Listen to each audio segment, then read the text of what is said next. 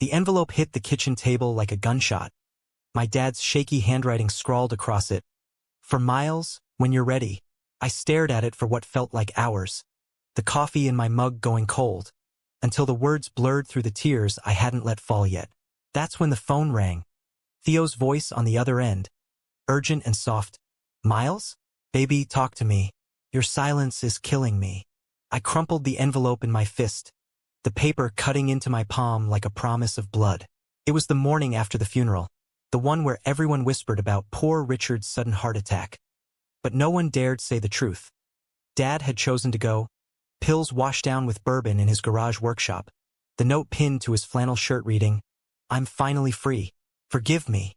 And now this, his final fuck you, or maybe his olive branch, dropped into my lap by a cousin who couldn't meet my eyes. New York had always been my escape. This cramped Bushwick apartment with its exposed brick and Theo's half-unpacked boxes from Seattle stacked in the corner like hopeful chaos. We'd been together 2 years now, stealing moments between my shifts at the graphic design firm and his gigs as a barista/poet at that hole-in-the-wall cafe on Bedford. Theo was the kind of guy who made vulnerability feel like a superpower. Tall, with that easy grin and hazel eyes that crinkled when he laughed, the one who'd held me through my first coming out, back when I was 20 and terrified. "You're not broken, Miles," he'd whispered that night in his dorm room, our fingers laced under the covers. "You're just you." But Dad had been the wall between us. The ghost in every phone call home to Ohio that ended with "love you, son," laced with unspoken judgment. The funeral had been a farce. Mom in her pearls, clutching rosaries like they could rewrite the last 6 months. My sister Ellie, 8 months pregnant and shooting me those "fix this" glares. Aunts and uncles murmuring about the change like it was a phase Dad could snap out of with enough prayer. He'd come out as trans just before summer, dropping the bomb over Easter brunch. "I'm Renee now. Always have been." The table went silent, forks clattering like accusations. Mom had sobbed into her napkin. I'd frozen, my fork halfway to my mouth, because part of me had known. Those late-night talks when I was a kid, Dad staring at the TV with that faraway ache, or the way he'd linger over my old photo albums, tracing my baby face with a finger that trembled. But knowing and accepting, that's where the knife twisted. He'd started hormones right after, small doses at first, his voice softening on our weekly calls, his laugh lighter. "Feels like shedding a skin that's too tight, kiddo," he'd say, and I'd force a chuckle, ignoring the pit in my stomach. Theo had been my anchor then, pulling me into bed after those calls.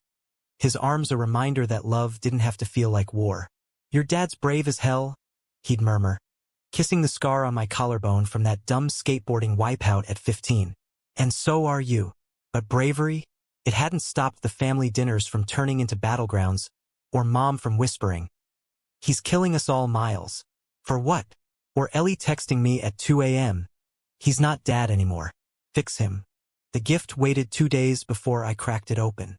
Theo was at work, slinging lattes to hipsters nursing hangovers, so I had the apartment to myself. No distractions, just the hum of the fridge and the distant wail of the L train. I sliced the envelope with a butter knife, half expecting confetti or cash, some corny dad joke to soften the edges. Instead, out tumbled a leather journal, cracked at the spine, pages yellowed like old teeth. Tucked inside was a Polaroid of me and Dad at Cedar Point, me 9 years old with buck teeth and a backwards cap, him in his flannel, arms slung around my shoulders, both of us grinning like we'd conquered the world on that rickety roller coaster. On the back, in his blocky print, "Our first thrill. Hold on tight." My chest tightened as I flipped open the journal. It wasn't a diary, not exactly. It was a chronicle, entries spanning decades.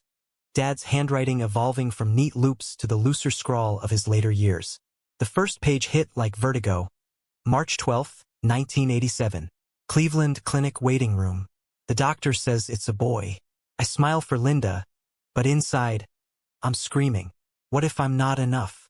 What if I can't love him right? I sank to the floor, knees hitting the rug Theo had picked out at that flea market in Red Hook. Mustard yellow. Like sunshine on a bad day, he'd said. Page after page, it unfolded.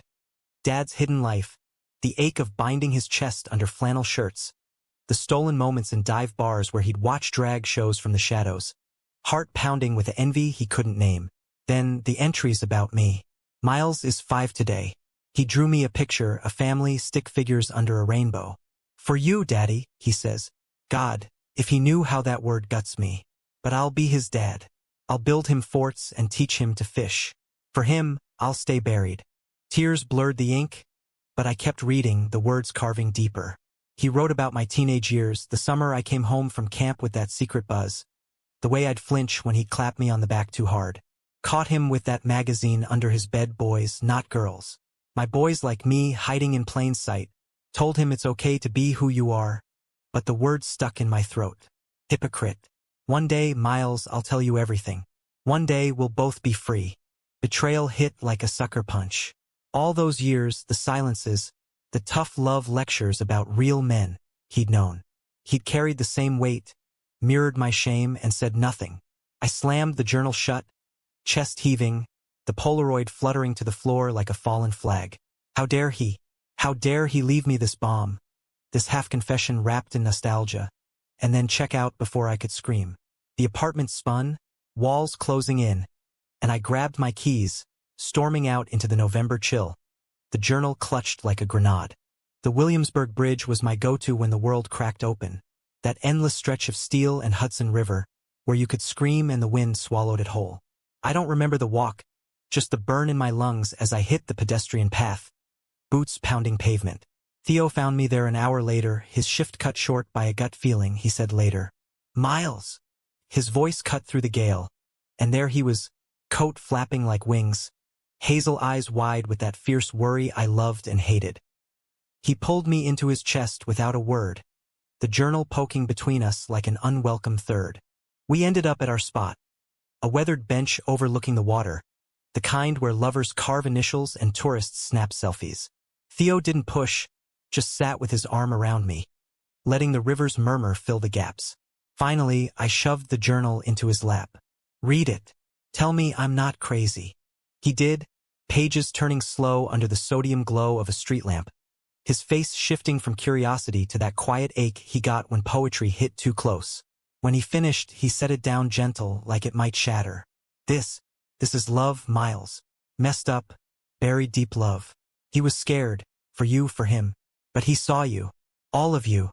Scared. I spat, voice cracking. He left me to clean up the pieces. Mom's a wreck. Ellie's pretending it didn't happen. And me? I'm the one holding the family glue while he just bails. The words hung heavy, laced with the truth I dodged. My own guilt, the calls I should have returned, the visits I skipped because facing him, facing Renee, meant facing the parts of myself I'd buried too. Theo's hand found mine, thumb tracing the callus on my knuckle from too many late nights sketching. "You're not the glue, babe. You're the spark. And this," he tapped the journal. It's his way of saying sorry, of saying, "I get it now." We sat there till midnight, the city lights fracturing on the water like broken promises. Theo talked me down, weaving stories of his own fractured family. His mom's slow fade after his dad's split. The way forgiveness isn't a light switch but a dimmer, turning slow. "Love's not about perfection," he said, leaning his forehead to mine. "It's about showing up, even when you're half broken." And in that moment, with his breath warm against my skin, I felt the thaw, the first crack in the ice around my heart. The climax came a week later, uninvited, at Mom's house in Cleveland. Ellie had called, voice thick. "She's burning his things. Come home, Miles, before it's all ash." Theo drove the rental the whole way, 8 hours of diner coffee and Springsteen on low. His hand steady on my thigh when doubt crept in. The journal rode shotgun, a silent passenger. Mom's garage smelled of gasoline and grief. Dad's tools scattered like shrapnel. She stood there in her housecoat, match in hand, a box of his old flannels at her feet. "He wasn't my Richard anymore," she whispered when she saw me, eyes red-rimmed. "But you're still mine." Ellie hovered in the doorway, belly round as a drum, her husband trailing with a trash bag. "This ends tonight," she said, fierce. "We move on." But I couldn't. Not yet. I pulled the journal from my bag, pages splayed like an offering. "He left this. For me. Read it, Mom. Please." She recoiled at first, like it burned, but Theo, God, Theo stepped forward, his voice calm as a poet's verse. "Ma'am, this isn't goodbye. It's the start of understanding." He took her hand, gentle, and she let him, the match flickering out on the concrete. We read together that night, huddled in the living room with takeout Chinese growing cold on the coffee table. Mom's sobs broke like waves, Ellie tracing the words with a finger that shook. Dad's entries wove us back. His love for Mom's laugh, his pride in Ellie's fire, his quiet terror of losing us to the truth. And me, Miles, my mirror. If I couldn't save myself, at least I raised a son who could. Be brave for us both. Betrayal softened into something human. Flawed, aching, real. Mom clutched a flannel to her chest, whispering, "Renee, I could have loved her." Ellie admitted her own secrets, the therapy she'd hidden, the fear of not being enough for her kid. And Theo? He sat beside me, our knees touching, a silent vow that we'd weather this storm together. We didn't burn the box. Instead, we packed it careful, drove it to the lake at dawn, eerie, vast, and unforgiving. Theo and I scattered the ashes side by side, the journal's last page pinned to a rock. To my family, I was always here. Love, Renee. The wind took the words, scattering them like seeds. Back in Brooklyn, life didn't snap back pristine. Mom started a group for families like ours, her voice steadier on the phone. Ellie named her boy Theo, after my Theo, for the man who glued us back. And us? We got a bigger place in Greenpoint, one with a workshop for my designs and a corner for his poetry slams. Nights, we'd lie tangled in sheets that smelled of him, coffee and ink, his fingers mapping the scars we both carried. Dad's gift almost destroyed me, ripped open wounds I didn't know festered. But in the ruins I found grace. Not the tidy kind from movies, but the gritty, American sort. Forgiveness earned in garages and over bridges. Love that bends but doesn't break. And in Theo's arms, I learned to hold on tight just like that Polaroid promised. Because thrill rides end, but the ride itself, that's what makes us whole.